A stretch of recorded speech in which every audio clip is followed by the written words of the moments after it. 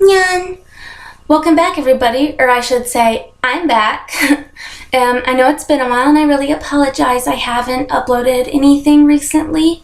So yeah, that's the whole reason I decided to do this video. It's 3 a.m. in the morning right now where I live, and that's why I'm in my kitty pajamas. And instead of my just cat ears and cat tail, because I'm really sleepy and I didn't want to deal with all that. So yeah, this whole video is going to be me reviewing a book called Tales from the Wrong Side by David Philbrick. It is a book series that has its first chapter published, and you can buy it. I'm going to put the links down below. The whole reason I'm mentioning this book is because, well, it's awesome, but I guess there's a bunch of reasons I'm mentioning this book to you guys, because I think it's something you really enjoy. If you follow me, I know you like BDSM, and I know you like cat girls, hopefully, because who wouldn't in their right mind not like cat girls? Okay, so yeah, about the whole cat girls thing, this book does have cat girls in it, but and probably cat boys, but excuse me, ow, ow, ow. What it is referred to in the book is the author affectionately refers to them as cat kind, a more simple term, but the more scientific term would be Neko-Jin. And Neko-Jin comes from Neko meaning cat and Jin meaning demon in Japanese, which is basically what the characters are. It is a modern day fantasy novel, and it has not only cat people, but also werewolves, wraiths, other various creatures and beings, and the main character, the protagonist, is a vampire. And it's very interesting and very different from the way it's written, because I find a lot of fantasy novels, it's like almost like they're so fantasy, it's almost hard to grasp and like feel real. But the way that this book is written, it's written in a way that makes it seem so real to you, because it really applies this logical thinking behind it, that it's like you wouldn't even know.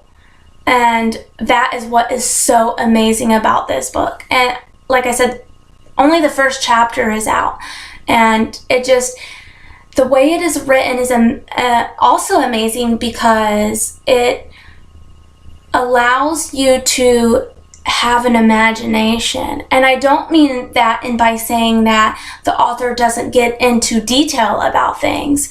It is more that he gives you just enough of the right kind of detail to let your imagination do the rest of the thinking, which is really, really awesome, and is a really good characteristic of a good author. Because we all know those authors that, and I used to do this in high school when, I had to write books, and I would just get into like every little detail of like what they were supposed to look like, sound like, do this and that like, how they walk like, and a lot of that isn't really important, and it can kind of overstimulate the reader. So that's why this book is really good for that. I mean, I was able to read it, and I was able to understand, but also be able to use my imagination to create these characters in my mind, because I'm kind of I daydream. I'm a big daydreamer, and that's why I like reading, is because it helps pull me into another world. And I like another world when I feel like I can connect with the characters, because there aren't so many, what's the word I'm looking for? There aren't so many, I'm sorry, I'm just really tired, because there aren't so many details about the characters, because sometimes, when authors go into too much detail, it feels like, I don't know, it's almost like you don't get to use your imagination, and that's not fun. But yeah, getting more into the cat kind, or Neko-Jin as they are called in the book, is that they are cat demon people. And what I really enjoyed about this is the explanation of, taming them, because before they are collared by somebody with a magical collar, they are very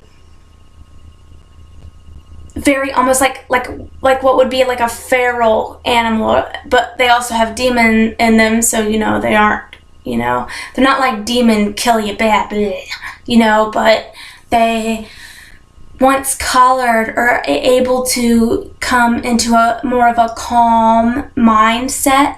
And I think that fits true for even people like me who are, pet submissives. A lot of pet submissives that find that having a collar on them takes them from being one way mentally to then another way mentally. And the connection between that and the book and the underlining BDSM undertones in it are really, really awesome. I'm hoping the BDSM thing is something that will be pushed a little, more in the book, just because who doesn't love kink? I mean, if you're following me, you gotta love kink, and kink is fucking awesome. So, I mean, yeah, I'm sure it will. I know the author, so I'm sure it will eventually. So you can trust me on that. But yeah, other than that, like I said, I was putting the links down below, so you can buy the book. The chapters come out monthly or bi-monthly, and that is so it is really, really cheap and affordable. And if I said this all before, I apologize, because I'm just really tired. But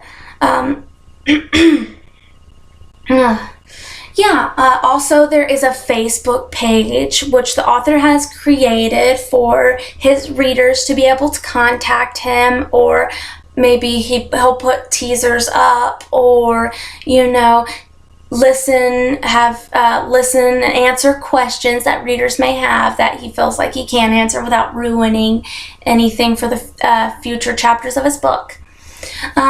So the name of the book is called Tales from the Wrong Side. First chapter called Whispers, and it's by David Philbrick is the name of the author. So yeah, check it out.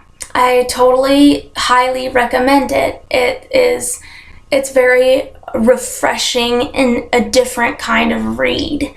Compared to your stereotypical, it feels like it's been done 1,000 times before, but it's just said in a different way. And like I said, the reasons I like this a lot is because of the BDSM undertones and the cat kind. I really enjoy it for the cat kind aspect, because that's something, that seems to be really missing from American mythology, and it's something really only in Japanese mythology. So having that like Western spin on it is really cool and interesting if you're into that kind of thing. So yeah, please check it out, and I hope you buy it, and I hope you enjoy it.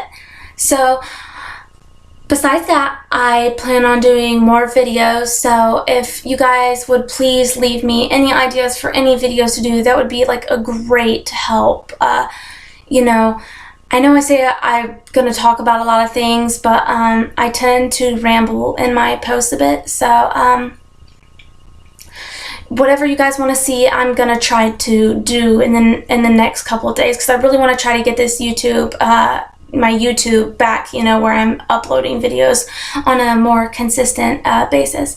I apologize for not doing it more frequently.